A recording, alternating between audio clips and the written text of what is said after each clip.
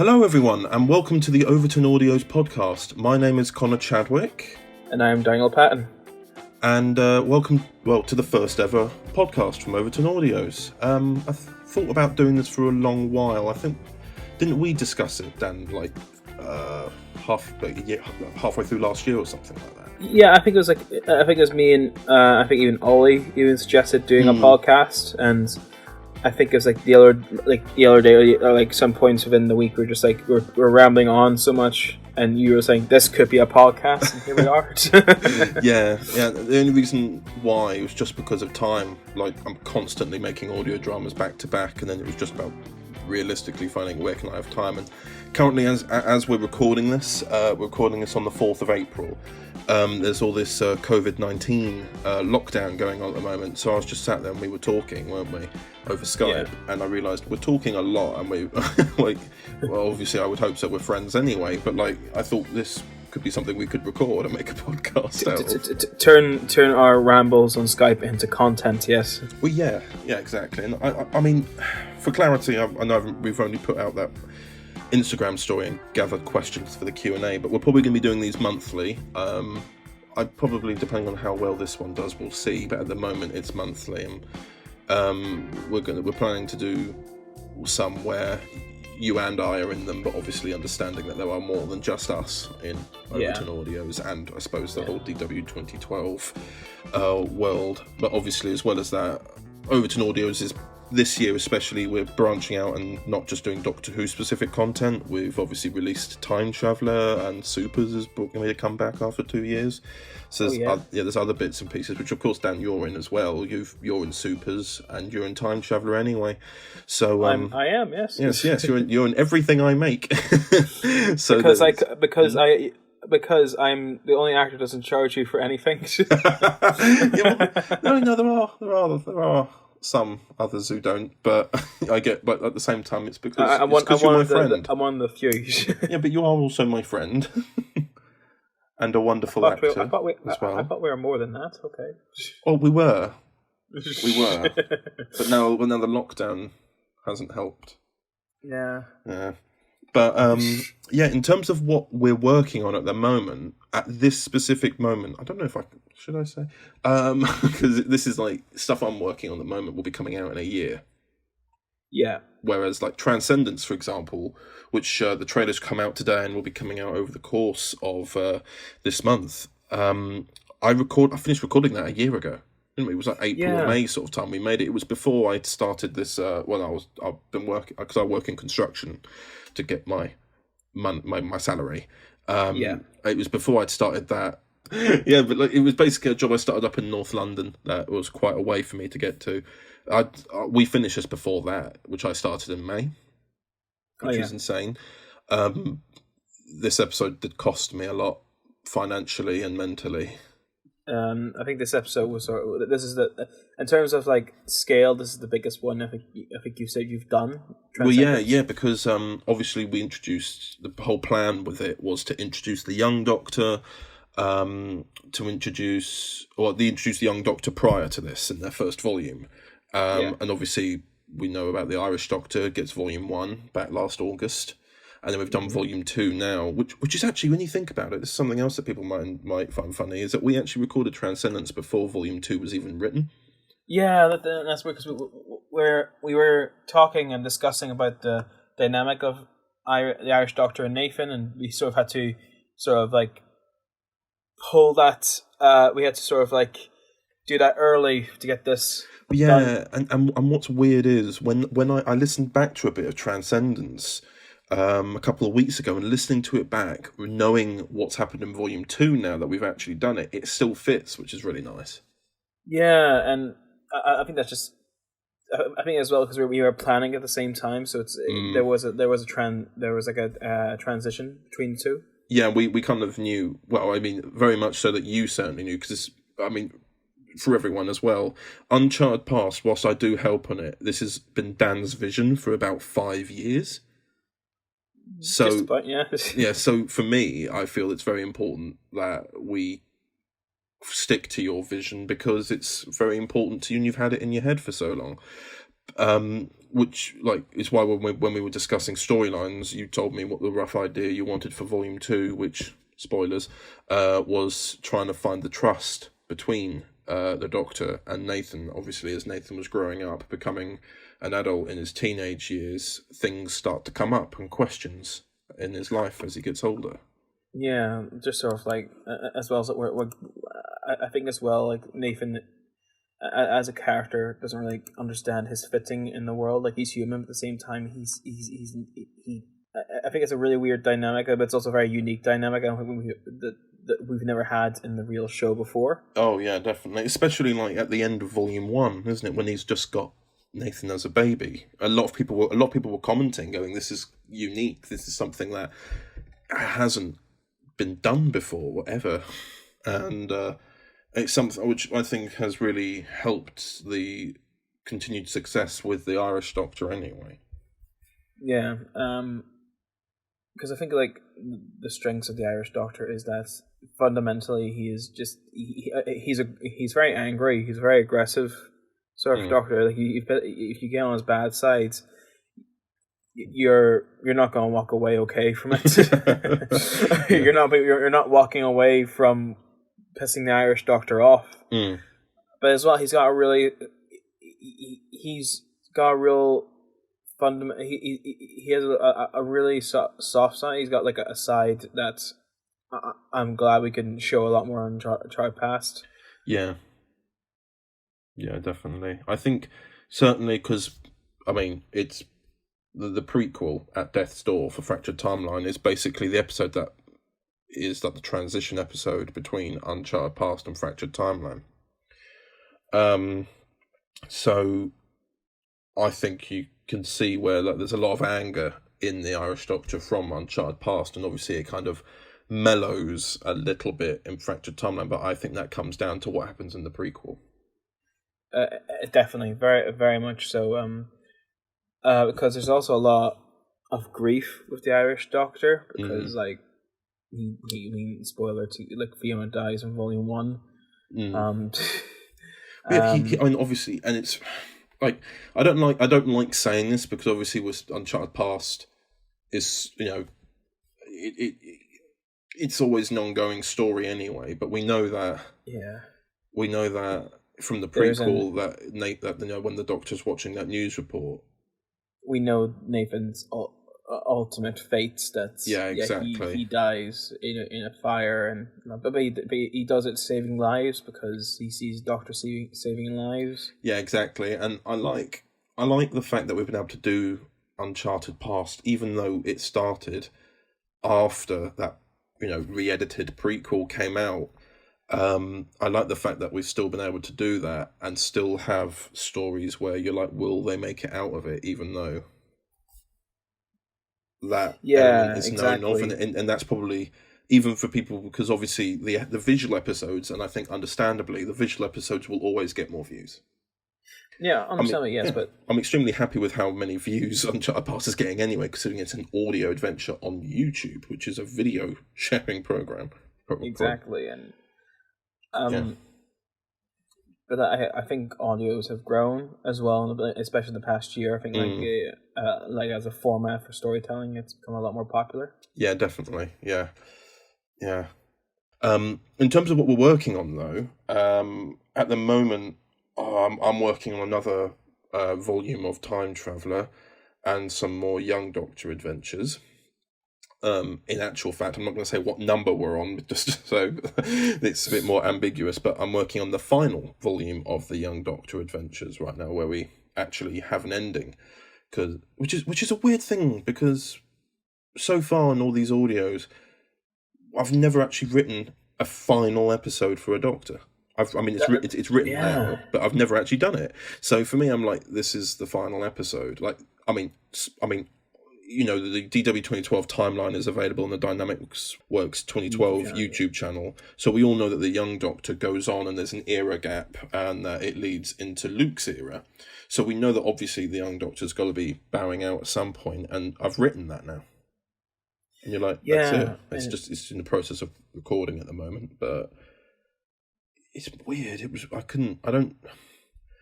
I'm always better. I've always written for these audios, like with the Cravat Doctor, Irish Doctor, Young Doctor. They've all had their origin stories, their post-regeneration stories, but they've never actually. Well, they've not. Well, not yet. Certainly, anyway, they've not had their last regeneration story, and it's weird. The only Doctor yet to have a regeneration story is like the only one currently is the little red one, and now the Young Doctor will be sort of doing that as well. And just so for everyone knows, for clarity, because there was such a large era gap between the Young Doctor and then obviously going on to the Blonde Doctor, they are not together. So when this regeneration happens, we don't see the aftermath of it because it's meant to be ambiguous. It's meant to be that it could have been adventures between it. That's why we're able to still add more to the continuity. Yeah, that's why there's era gaps between. That is to emphasize they are incarnations between these gaps that may eventually lead into one another, but until then, we're just we keep to our own sort of territories. Yeah, exactly. Of stories. Yeah. So in terms of other things I'm working on, I've just finished editing the Christmas special for Doctor Who Resurrection Season 4, which will be coming out this December. It is very Christmassy, sir. Yes, it is. And I've just finished editing that and also editing something else, which is to do with the Federation War, which, for those of you who aren't familiar, in the second half of the third series of Doctor Resurrection. No, not second half. First half. There was a series or a volume called the Dalek Federation, where the Daleks took over the Galactic Federation and spread out, and the Doctor was trying to stop them. We're doing a special 3-episode volume, all comes out in one day, sort of like how Uncharted Past does, and that will be coming out in November. So that I've now actually finished all of the 2020 releases. Now it's just moving into next year. Yeah, I am in this also. yes, you are, because the Federation War it shows so many different elements, and as Davros said in the fourth episode of Dalek Federation, that there were so many of the Doctor's lives that were involved more than the Doctor himself actually knows. So that kind of explores that notion.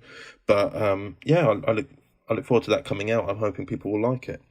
But yeah, like we were saying earlier, Transcendence is coming out this month. Next week, as of today, it's a week from now. This might be coming out maybe in the midweek. I don't know. But here is a trailer for Transcendence. Overton Audios presents.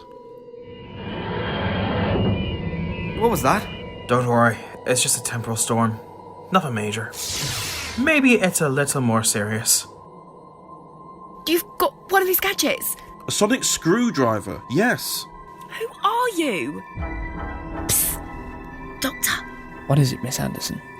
This one's a bit different. He doesn't call himself Doctor anymore? Oh, that's right. You don't go by that name anymore. But does that make you any less like us? We can't play God.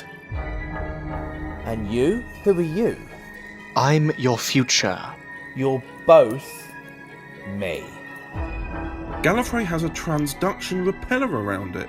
Something's going on here. Something of Time Lord origin. General? If there's already two of you here, that means General... Don't speak his name, Doctor.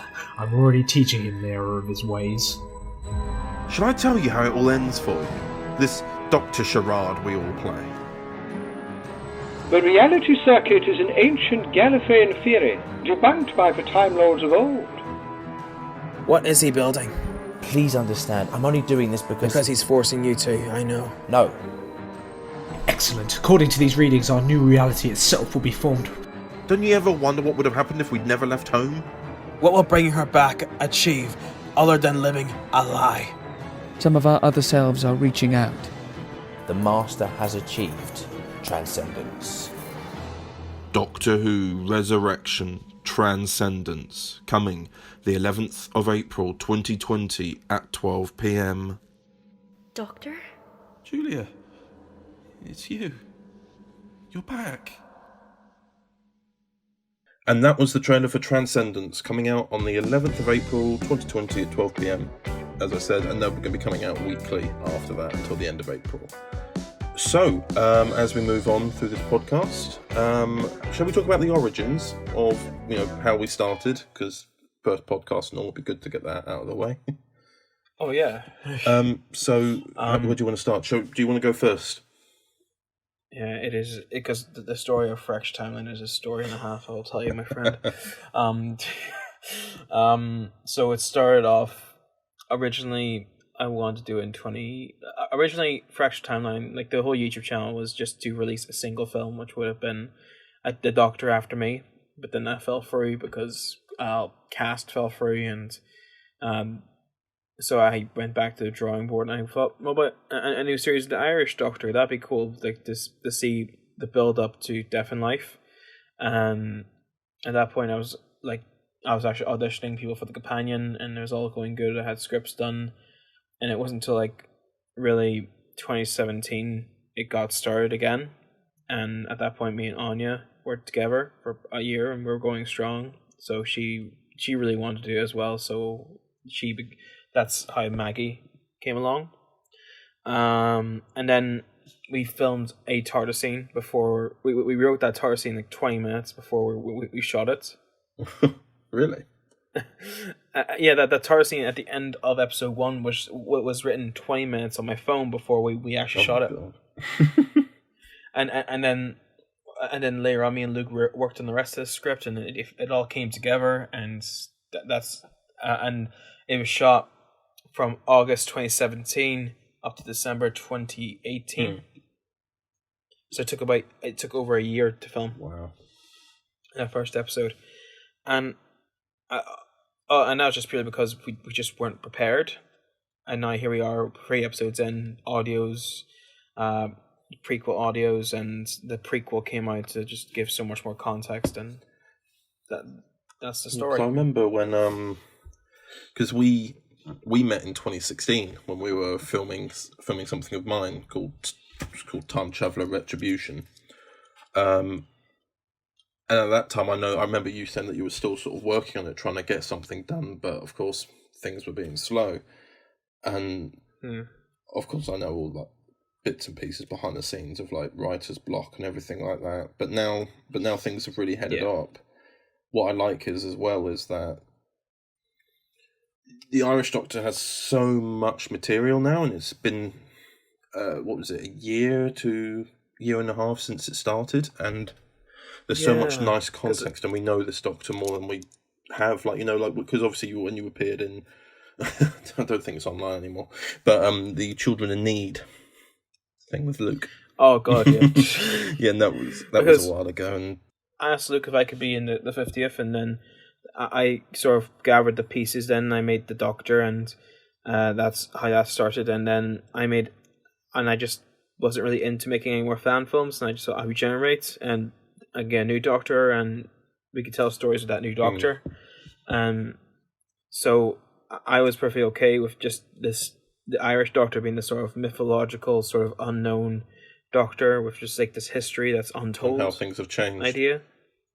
Now things have drastically changed. Now there's so much story, there's so much backstory, and there's still so much to explore with him, and I'm very excited about that now, because through the visual series and the audio series, we've explored so much of him, and he's flourished to be this really in-depth character. Yeah, but what I also like is whether or not, I don't think it's explicitly said. Actually, it would be obvious, because it would actually, what am I talking about? Basically, I was going to say that there is actually, between Uncharted Past and episode 1 of Fractured Timeline, there is a significant gap where we don't know really what happens. There's still that mystery. Well, the reason I say that is because the remastered 50th Eternal Darkness is obviously set in that gap, because in the prequel it establishes that you changed your TARDIS's desktop theme to be that. So that is actually set within the wilderness years, we'll call it, for the Irish Doctor. Yeah, because there's always going to be a sort of gap. There's always going to be that sort of time that we can always go back to the Irish Doctor, but there's so much to this Doctor's story that there's different eras within his own era. Yeah. I like that though, because you can really pin down certain elements, like, you know, with your Doctor, if it's got the Doctor and Fiona, we know when that was. If it's got, you know, Doctor and Nathan, but there's, for example, no mention of particular characters, then we know when that is. And also, as well as that, if it's just the Irish Doctor by himself, then we know, that's set between those two eras. It's its own era. And then obviously anything with Maggie is set within Fractured Timeline. And you've also, obviously, for the candidate, well, I suppose, and Born in Darkness, your costume has had a revamp. Yeah, that was mainly just to include the green aspect of the Irish Doctor. Because I realised, foolishly, I never put green into the costume, and I thought with this new sort of time, I think it's time for the Irish Doctor to sort of like come to be more traditional. Appreciate the roots. Appreciate the roots of this incarnation, yeah. So, either way, like, that's still defining for that Doctor as to when that is set. Like, if you suddenly put him in that costume, but with Nathan, it would be like, wait, hang on, what? Yeah. But yeah, exactly. Yeah. With regards to me, with the origins of mine's also a bit complicated, isn't it? Because with technically your Doctor you started your audios as a reboot. Technically, I'd had this idea. There was an audio drama I made for the 50th anniversary, and it was just called Time. And it was my Doctor wearing the basically, I was the cravat Doctor. It's just like just the continuity wasn't there. I was dressed in that costume. I didn't have a companion.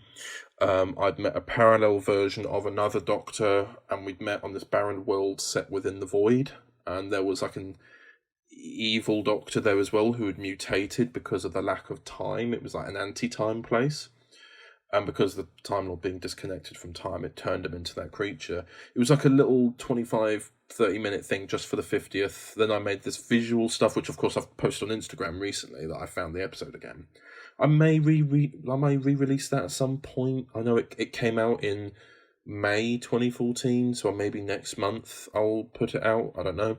But that was technically meant to be, and like fully the origins, which was, as we've established now in the audios, the parallel Doctor, which is basically a parallel version of the cravat Doctor, comes from Earth 2, Dimension 2, escaping the Time War when the Daleks won. That Gallifrey got destroyed and the Daleks won and started to spread. The Doctor fled, entering this Prime universe, which is the DW 2012 universe. I think we usually just call it Dimension 1, but we'll call it the Prime as well. Obviously the Parallel Doctor was only around for one season, because I think episode 6, when I was making that, because I was making them quite rarely, is when you and I got chatting about including me in the DW 2012 universe, and then episode 7 and 8 became just basically setting up the Parallel Doctor's last story. The only issue is I wanted to be a part of the regeneration cycle. I wanted to be a part of it, saying I'd come after you, rather than me just being a parallel person running about. So that's why we killed him off. But it made sense though, because we were able to make it tie in with what your plans are anyway. Really, really well, and how the cravat Doctor can look the same as the parallel Doctor, and we've tied it in very nicely. Well, I think I still get people asking me about it, but I mean, it is kind of a bit of a confusing thing to try and retcon an entire series, but then also acknowledge that the series happened. But that's something that's coming up in the 4th series of Doctor Who Resurrection. I'll say this now, because it's a fun little thing, but we do actually have the cravat Doctor and the parallel Doctor meet. That's going to be so cool. I can't wait. Yeah, so we did. Well, we recorded it a year ago, so it's done. But I have to kind of try and make my voice sound different, because the parallel Doctor is always a little bit more posher. and then you went for your official initiation into DW 2012. Exactly. And also the other rituals. Have you recovered, by the way? Yes, I have. It's a trade secret to what the initiation is, but I'm glad to hear you're feeling a lot better now. Yes, indeed, very much so. I feel like I've recovered. But what's also good is that as a result of meeting, not that we weren't already anyway, but I think the fact that we've met as well has definitely helped us all keep in better communication. I think ever since that gathering at Christmas, we've all been able to kind of work as one unit, because obviously before that, and I think understandably, not meant as a criticism, but I was sort of just your mate who joined.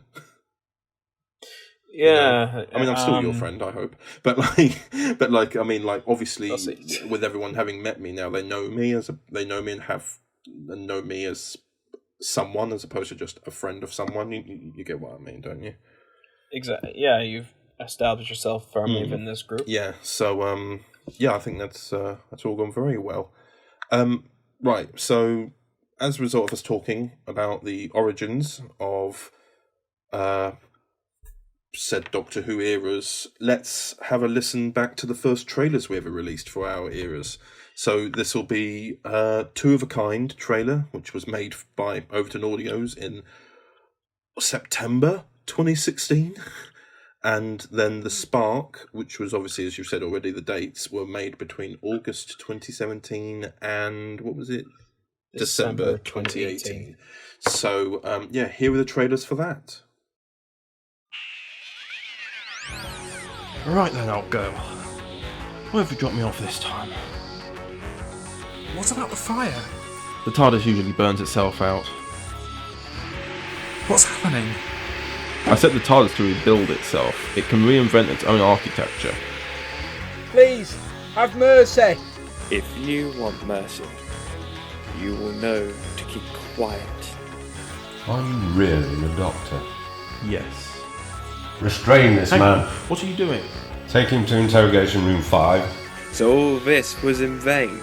Your pathetic excuse of a new star is tainted by the death of a fellow Time Lord. Your love of Earth and my hate of it.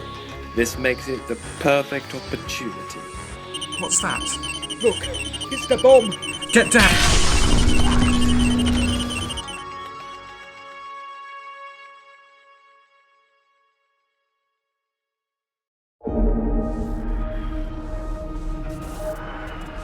I was rambling so much I didn't get your name. Oh, it's Maggie? Maggie May? I can promise you everything is completely fine. Mr. Dawson, I think I have a story for you.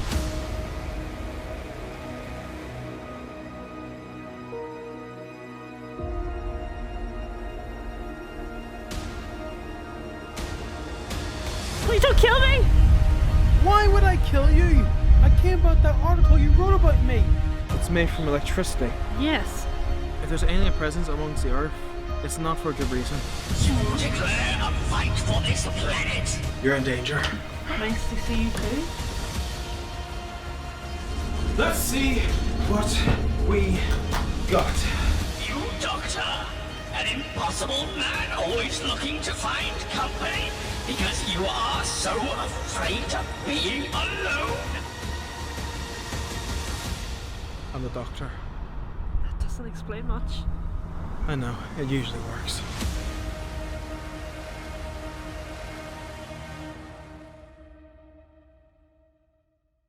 God, that was a trip down memory lane. Oh, yeah, it very much was. So, this is the part where we've obviously put up on Instagram, ask us questions. We have about 15 questions to go through. So, I'll make a start.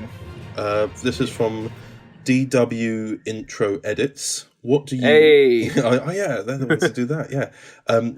What do you and Daniel expect to see in Series 13 of Doctor Who? Oh, I think you can go first. I think we'll see more of the Division. I don't know, because it's confirmed Bradley Walsh is stepping down. Yeah, I know. I I refuse to believe it until Christmas. Yeah, so far, there's been a lot of reputable sources. But again, like not until Christmas, I will like indulge that. But I'm hoping for a lot more. Because here's the thing. This is what I've said for Series 12. I hope Yaz gets a lot more flourishing, because even still, we got to learn a little bit more. But I still feel like she's the least undeveloped character amongst the group. Yeah, I liked the aspect of family. Yeah.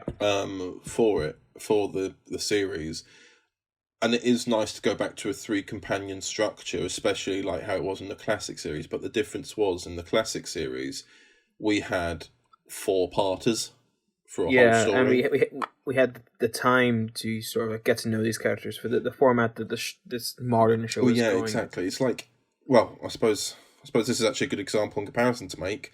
When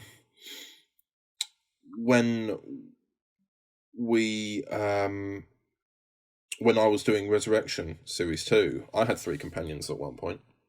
That's true, yeah. Yeah, with Julia, Henry, and Roxy, and it is difficult.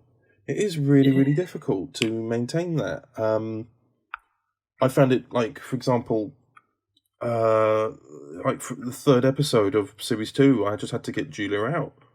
Like, the TARDIS just had to disappear for that story, with her in it, and with her trying to figure out what was going on whilst Roxy and Henry were there, because it needed to be Roxy's introduction. But as a result, the point is, it's difficult, because you have to swap someone out.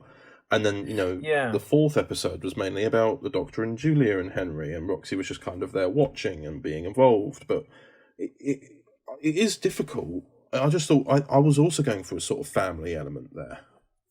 Yeah. But it doesn't always work. It's just sort of like the format that we pick up is the same as the modern series, so it is hard to juggle so many characters when you have such a small time with them. Yeah. Yeah, definitely. Yeah, but I think with Series 13, if what I've heard is right, that Bradley Walsh is leaving, but so is Ryan, the Doctor and Yaz, I think there'll probably be one more companion on top of that. Maybe. Just for the sake of having, like, I'm not saying that this is needed, but I'm just saying for the sake of having, gender diversity. Yeah. I can see them getting one more companion who would also be male. Yeah. Do you have interest? Maybe Ryan's friend from Series 12? Yeah, maybe. Yeah.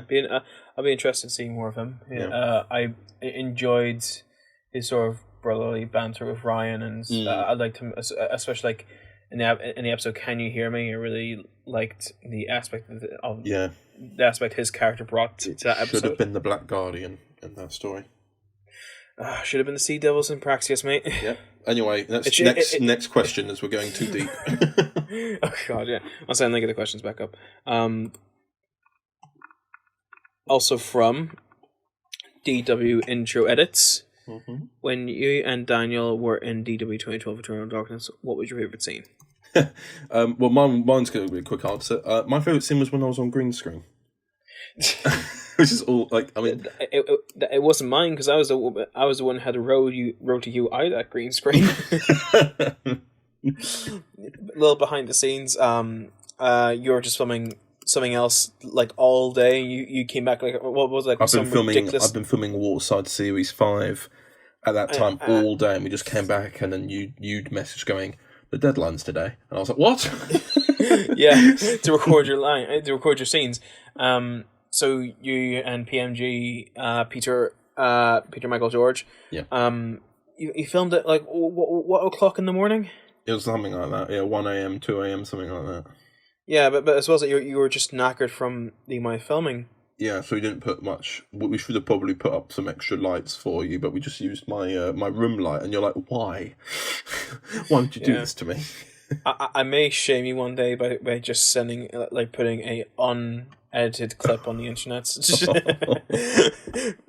I won't do that, but like, respectfully, yeah, you did have a lot going on, and I reluctantly I had to press forward. Yeah. Yeah, but did you not did you not like, like having a scene with Troughton and Pertwee? I never saw them. At least you know they're in your TARDIS. It's quite rude of you to not notice them. They came back from the dead for you. But what was your favourite scene? Because obviously you were actually there. Yeah, my favourite scene was probably the regeneration error moment when I took off the ring and I bursted regeneration. Purely because I think that was the most epic time I've ever said Geronimo. Not Geronimo. That's it. That's 11 Doctor's one. When I said Cowabunga. Yeah, that was the most epic Cowabunga I've ever said. I'm sure there'll be one more. Hopefully one more, but there's only one more Cowabunga in the future I can think of that will top that. But we'll not get into that in this podcast. I would love to see that sequence without visual effects. It's just you outstretched and everyone running away from you. I'll ask Luke for the footage. but in all fairness, it was only Luke there because George wasn't there. Oh right, so what was that like? Green screened in? No. They went back to a cemetery again, and they filmed George Spitz, and like Luke put his costume on so he could sort of like interlink the two footages of me and him and George. Oh, cool. Because there was train strikes that day, and George couldn't get there in time. Oh. But he could have got there for like an hour, but that wouldn't have been enough time for us to film everything. Yeah. So he was digitally composed in later. Oh, that's cool. I didn't know that. Yeah. So all those long shots of me, Luke, and George, like that one with the shield going up. Oh yeah. George is composited in later. Wow, that's cool. I like that. I like that. So next question, also by DW Intro Edits. Thanks for all the questions. Are audio dramas easy to do? Because I want to try that one day. You have to take this one. Yes. I mean, at first they are, because when you're only making one project at a time, and it's not visual, all you have to worry about is people doing the lines. Obviously, if you're doing it all yourself, if you're organising people to come over and record with you, do a recording session all as one, that's a bit more, obviously, it would be easier in terms of getting the performance, but if you don't have the time for that and you're on a really small budget, you just send it off to your friends or other actors you may know over Facebook or email, and then you just have to wait for them to do the lines. Sometimes they get it to you within a day or two, and sometimes it can be a month. It's the thing that takes the most time is getting the lines done. Editing, it's all up to you then, because you need to. Well, I mean, I've got quicker at it, but you've got to make all the elements. You've got to have like the background sound of if you're on the street, you need to have cars driving by, footsteps, etc. There's a lot to it. But at the same time, the minimal bits in the background, actually, I find more people pick up on. So even if just a background sound of like birds tweeting, people are like, oh yeah, they're in a park. Like, yes, they are. Yeah, and also as a financial aspect, well, for you do pay your actors, but as a financial aspect in terms of equipment wise, it is cheaper because you can just use your phones, and then you just get. You don't even need Adobe. You could just get any editing software. Like I know that obviously most of the people listening are going to be listening for. Obviously, we've been mostly asked questions about Doctor Who, but I also make a visual series called Waterside, which I completely funded myself, and each series cost me $3,000.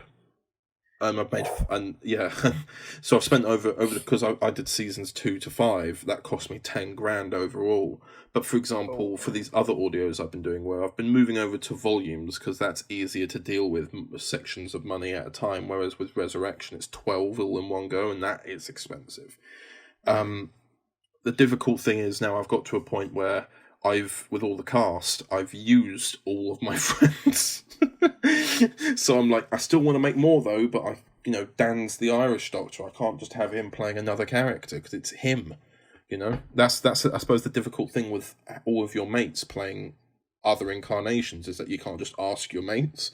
So if you DW Intro Edits are making your own, don't cast your mates as other versions of the Doctor because you're going to need them. Indeed. Yeah. No wiser words have ever been spoken. Type 40 cosplay. Hiya, mate. Would you say there's a lot to your storylines that we haven't seen yet? I think that says a lot. I'll let you go first because mine's going to be a long answer. Fractured Timeline. There's so much still to come out. We've got like 3 more episodes still to come out for Fractured Timeline, and that they're all 3 of them are massive. They are the most ambitious things I have ever done in terms of scale of production, in terms of storytelling. They are so, in terms of storylines, there's so much. There's absolutely so much yet to be seen. So a lot to look forward to. Chatters, yourself. Well, as we all know, I make things a year in advance. So the short answer is yes. The longer answer would be, maybe I'm being too meta here, but there was an episode of Veritas that came out last year in August where they mentioned a doctor called the Wilder Doctor, who, of course, some people picked up on that, going, well, who are they? They're not even in the timeline that was put out, like, not even the photo of the timeline, not even the video. They've not been mentioned at all. Only a handful of people really picked up on that. But let's just say early next year, there's going to be a volume coming out where we see exactly who that person is, and they do relate to the villain who was in that Veritas volume as well. So that's one of the big ones. A lot of interesting things to come in Overton Audios in the coming years, yes. Yeah, there is a lot of storylines that are currently ongoing, but I have created a set of playlists on the Overton Audios YouTube channel, which they're just called OA Story Arcs. So you've got the Rani story arc. Obviously, you can see how she appeared in The Return of the Rani, which, Uncharted Past Volume 1, with the Irish Doctor, and then goes on to appear in The Candidate, and obviously, what are any other stories that follow afterwards? You've got stuff with the General Marsh story arc. So if you're going to watch Transcendence, make sure you know what's going on. Because you're not going to otherwise. Yeah, because Transcendence is a sort of if I had to put it's sort of like the Avengers culmination of like the volumes that have come out before. We have General Marsh, we've got the Young Doctor, we've got the Irish Doctor from Uncharted Past, we've got your Doctor just fresh off season 3 of Resurrection. Yeah, it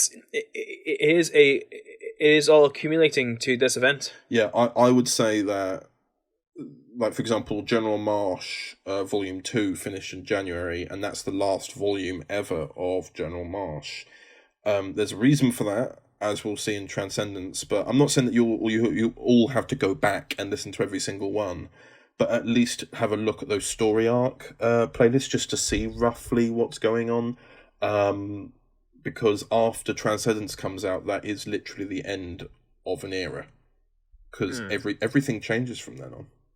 Like, General Marsh has stopped, Veritas has stopped, well, Veritas has already stopped, but,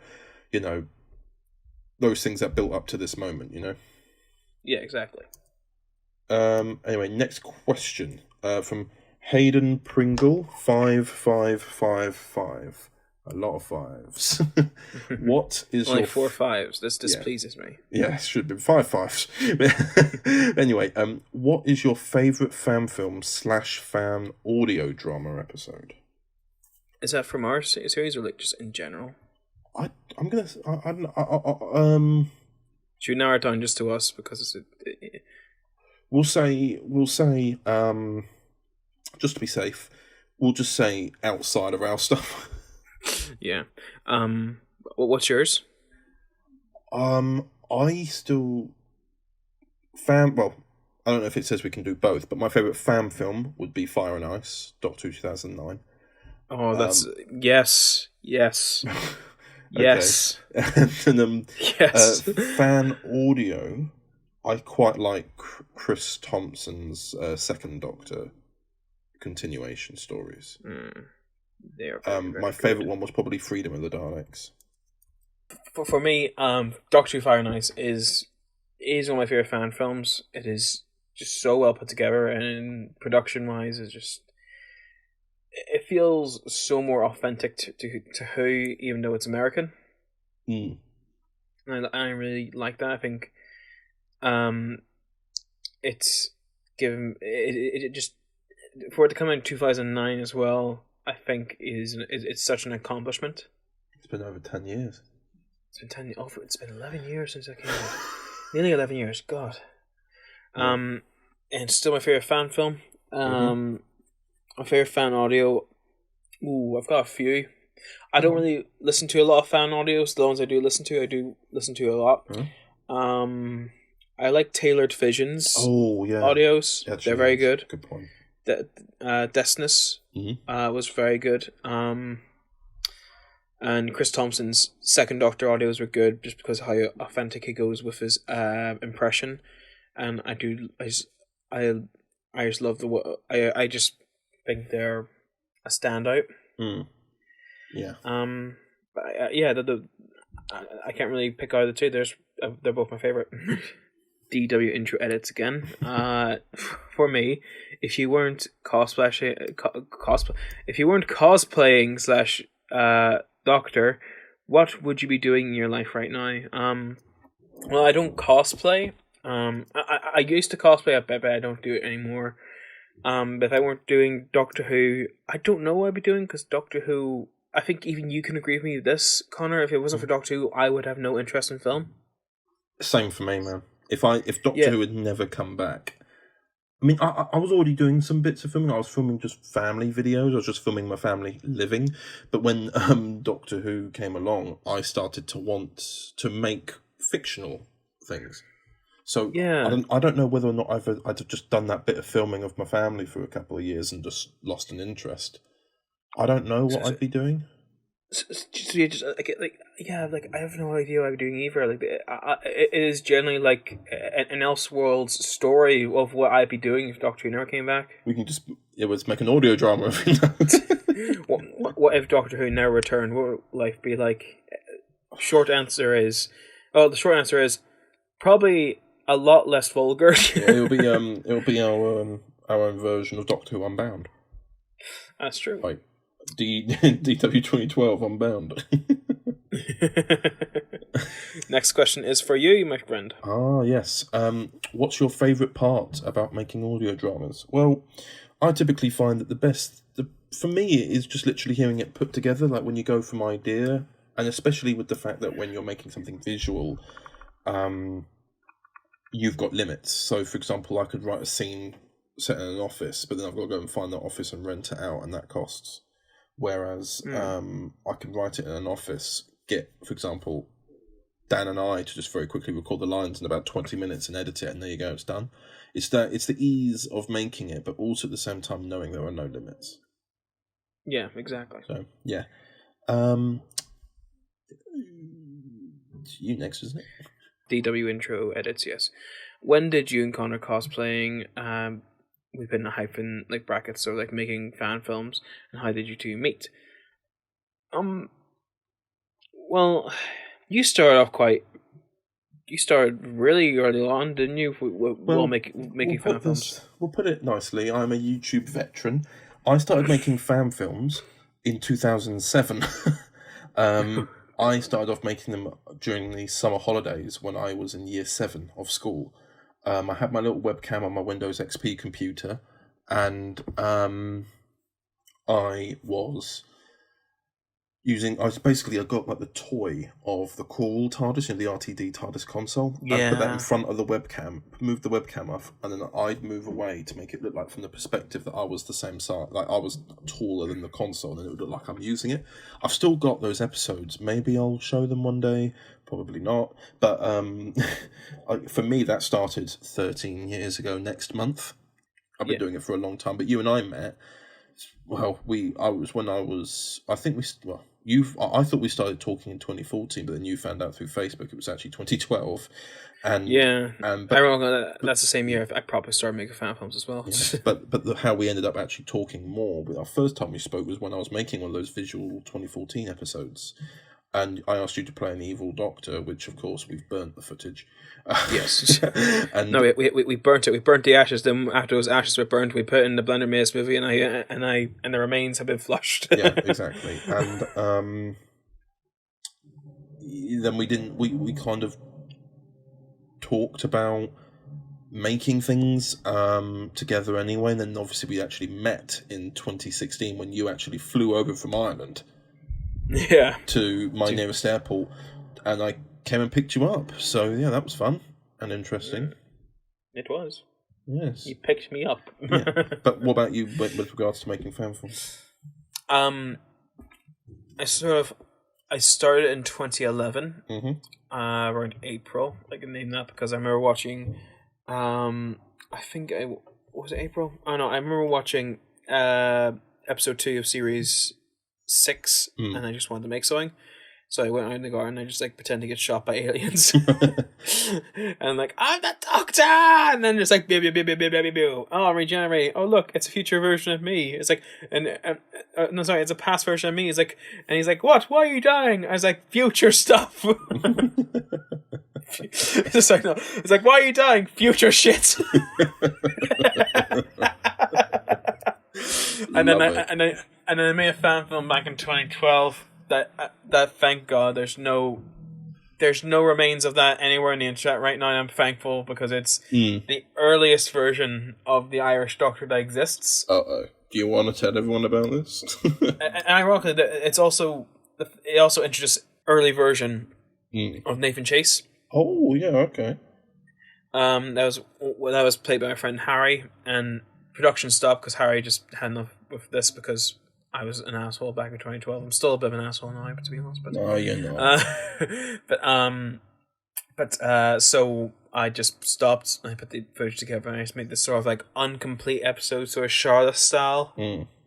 And I posted that up, and it got like 100 views, and I just thought, no, it's cringy. I'll take it down. And then a year later, I revamped the Irish Doctor, gave him a new costume. The hat was introduced into it, and the Eternal Darkness was made. Oh, lovely. This question is from TARDIS Glitch. What was your first episode of Doctor Who that you both watched? Mine was Rose, so I watched it when it came back. I'm a bit of a late bloomer, to be honest with you. I watched the finale of Series 2, so that was The Army of Ghosts and Doomsday. How could you? I did watch Parting of the Ways, and I was just like, I wasn't getting it because I saw Christopher Eccleston saying, you're not going to see me again with this with death old face. I'm like, I don't get this. I'm not doing this. you went into panic. I was like, what is this? I don't understand this. Why is he changing his face? It's not that bad. So I didn't get it. And then I went on holiday to the south of Ireland with my brother and my mum, and she put Doctor Who on because she's a Doctor Who fan as well. She got me into it. She highly regrets doing so now, but but she put on Doctor Who, and I was watching it, and I was starting to like I wasn't getting it, but I was just so mesmerized by what was going on. I thought it was brilliant. This is the best show in the history of television, and I started watching Series 3 after that, and then after Series 3 came and went, I watched the other seasons, and I found out there's a whole nearly 50-year legacy to this thing, and I'm like, what the hell? Yeah, I suppose I should elaborate more on the episode I watched, because I just very bluntly said what the name of the episode was. But I watched Rose. When I first watched the trailers, there's a trailer of the Doctor and Rose in the console room, introducing it as part of the trailer, and it's just Rose going, I've got a choice. As a kid, I was 9 years old, I thought it was another CSI drama. Yeah. It looked like it at the time, but then I thought this was a very weird room for there to be in, though. It was just a TARDIS. But then when it actually came out, my mum and dad were sort of talking about how, oh my God, it's back, and telling me you should go and give it a watch, see if you like it. And again, I think they regret that. But I watched it and I loved it. In fact, actually, after the second episode, End of the World, they played Soft Cell, Tainted Love, and at school that week we get to choose the music that gets played in the assembly, and I played that music and they all chose it, and I had to speak up in front of the school, and when I said it was from Doctor Who, all the people in my class moaned. Oh, we picked that one from Doctor Who. Because back then it wasn't cool to be a fan. It's still not. We can argue it's still not that cool today. Well, I mean, Doctor Who's more popular than it's ever been. It's worldwide, so I think arguably it is. Yeah. It is cool, but I know that a lot of people who don't like Doctor Who really hate Doctor Who fans. Yeah, I agree. Like Doctor Who fans are like they I think in terms of fandom on the internet, they're the most vocal group. Yeah. Type 40 cosplay. What would you say is the defining trait of your Doctors? You go first.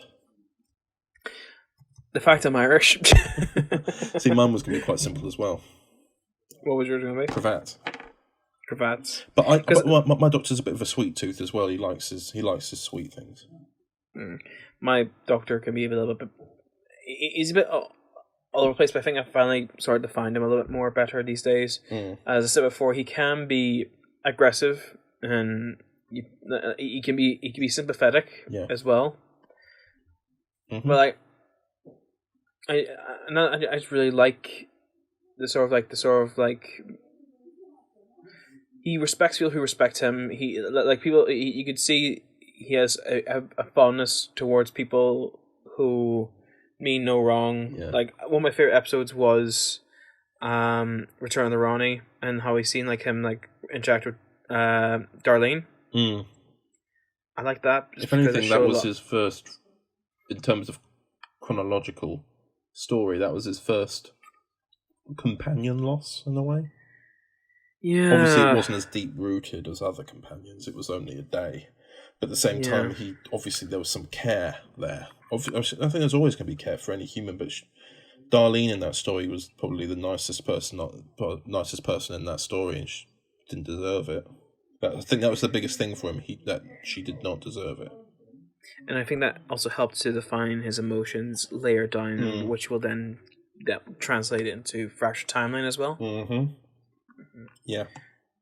But for me, it's cravats and sweet things. Yeah.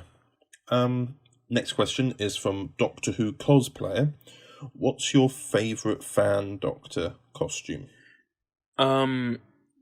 Again, is that exclusively to just our universe, or that can... Well, let's just say this. Yes, but we can't pick our own.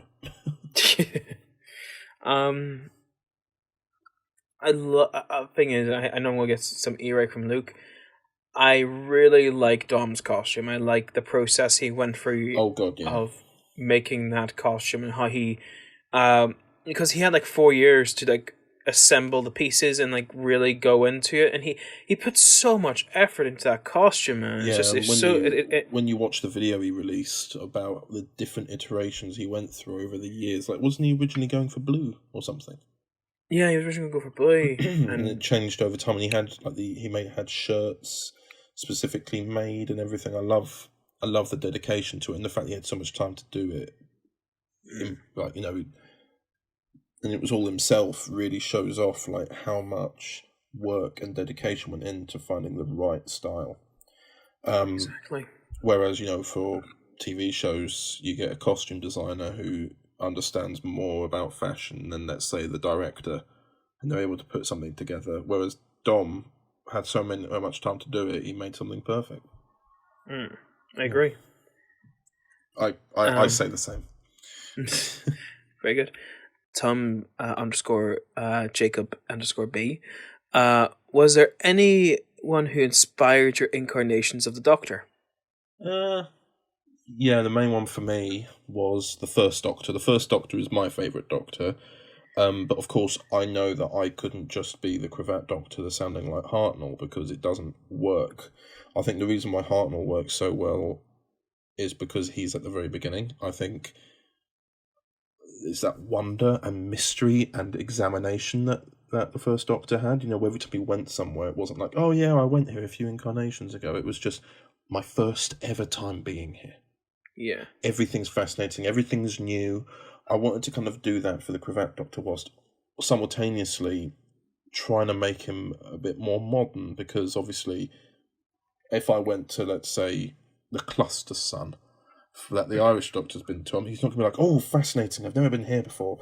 It would be weird if he just acted like that the whole time. And I think there's going to be I wanted a bit of immaturity there as well. You know, I mean, Hartnell's very, very mature, but I think it's a good balance to have a bit of immaturity there, especially with the Doctor. It shows his playful and more inviting side, but also not to get on the wrong side of him. Exactly. Yeah. For me, it was Pierre Capaldi. I would have said more of the Ninth Doctor. Really? Right, yeah. Well, to be honest, it is a mixture too. I just love. To me, like I like Capaldi because Capaldi is my favorite. He's either my favorite Doctor or my favorite modern Doctor, but I'm also really torn between him and Pertwee, to be honest. But yeah, I get mines from sort of the characteristics of Eccleston and Capaldi. Yeah. Just like how they engage and how they talk and like what their humor is. That's sort of like where I get my inspiration for the Irish Doctor. Next question is from Huddlestone Josh, which is a question to Dan. Oh. Which I think is going to be a very quick answer. Will you ever do a regeneration story for your Doctor? I've made no secret that. Well, I've not been keeping it a secret. Yes, after Fractured Timeline is done, at the end of Fractured Timeline, my Doctor will regenerate. Yeah. And that will be by that time everything with my Doctor will be finished. I've got nothing to say because it's not for me. Just that you'll miss me. I will miss you, but obviously everyone is fully aware that I'm after you. So yeah, so it's inevitable, really, because like I'm not straight after you. I should specify I'm not straight. After you. There is an incarnation between us. Yes, and that's to be revealed whenever the finale comes around. Indeed. But I'm going too much into that. So next question, Hayden _Pringle _5555. Again, need an extra 5 in there, mate. Any tips for anyone who wants to make a fan series / audio fan audio series? I think we touched on this a little bit earlier, but tips would be you've got to obviously, just like anything you're trying to make, film or audio, story. Yeah. There's that story. And then obviously... Sorry, you were saying? No. But like, I was just going to say as well, like, I always go heads first into a fan film, and that was why I struggled so heavily for years to make one, because I was focusing on like, oh, I'm going to do this, I'm going to do that, I'm going to do this. But then what really helped me start and like to really get to grips with what I'm doing was just to strip down the unnecessary filler and just get to the bones of what the characters are. And that's what the Spark was for me, because originally the Spark was going to be this grand, epic, life-scale story, but then I thought, no, we'll strip it down, we'll make this really sort of contained little story that's maybe like 25 to 30 minutes long, introduces Maggie, introduces the Doctor, they meet up, there's this threat, little amount of characters as possible, and let that be your starting point, then grow from there. Yeah, pretty much the same for me with regards to audios. Although when I started Series 1, I planned to do one every 3 months, so I basically planned it with a very basic arc. So the first episode was introductions. It was written as a one-off originally, and it was just going to be obviously the Doctor and companions leave at the end, having decided to join him, and that was it. There wasn't an overarching story.